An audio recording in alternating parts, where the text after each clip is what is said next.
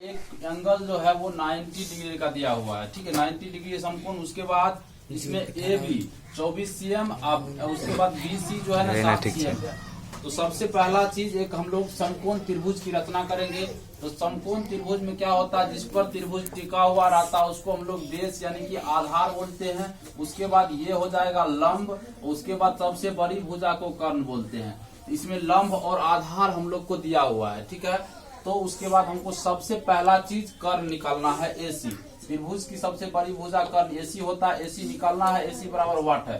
तो कर्ण स्क्वायर बराबर सूत्र होता है लंब स्क्वायर प्लस आधार स्क्वायर। क्या होता है, कर्ण स्क्वायर बराबर लंब स्क्वायर प्लस आधार स्क्वायर। तो 24 लंब का मान 24 दिया हुआ है इसमें, तो 24 का स्क्वायर प्लस 7 का स्क्वायर, दोनों को हम लोग स्क्वायरिंग किए। उसके बाद 625 इसका वर्गमूल निकाल लिए, कितना हो गया 25 सेंटीमीटर जो है ना, ये क्या हो जाएगा, ये इसका कर्ण हो जाएगा, सबसे बड़ी भुजा, सबसे 25 cm हुआ, देखो, ठीक है।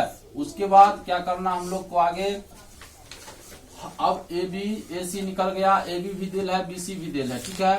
तो अब हमको सबसे पहला इसमें 4 को पॉइंट दिया हुआ है, साइन ए कोस ए, साइन सी कोस ए निकालना है, ठीक है। तो सबसे पहला चीज हम लोग इस जानेंगे कि साइन ए के जगह थीटा, यहाँ पर सी की जगह भी थीटा होगा, लेकिन इस सवाल में एसी दिया हुआ है ऑलरेडी, इसलिए हम लोग इसको साइन थीटा लंब बटा कर्ण कोस थीटा आधार बटा कर्ण रख दिए। उसके बाद साइन थीटा बराबर सूत्र होता है लंब बटा कर्ण कोस थीटा आधार, यहाँ पर थीटा की जगह ए रखे। तो देखो ध्यान से, साइन थीटा लंब बटा कर्ण होता है, तो लंब का मान यहाँ पर 24 है, कर्ण का मान 25 है, तो लंब बटा कर्ण, लंब का मान 24 बटा 25 cm हो जाएगा, ठीक है। उसके बाद अब हम लोग फिर इसी में कोस ए एगो दिया हुआ है, तो कोस ए बराबर आधार बटा कर्ण होता है। तो कोस ए आधार बटा कर्ण, आधार के मान 7 है, कर्ण के बाद 25 है, तो 7 बटा 25 cm, ठीक है। उसके बाद फिर अगला पॉइंट इसमें दिया हुआ है एगो, और 4 गो आंसर होगा इसमें।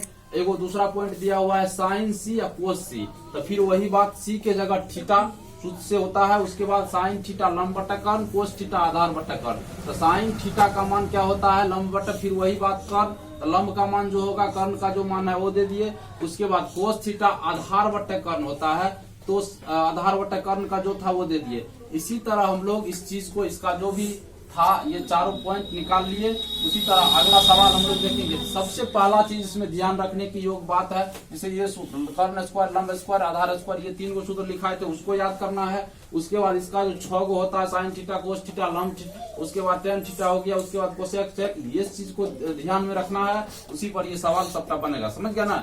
इसलिए इसको उतारो।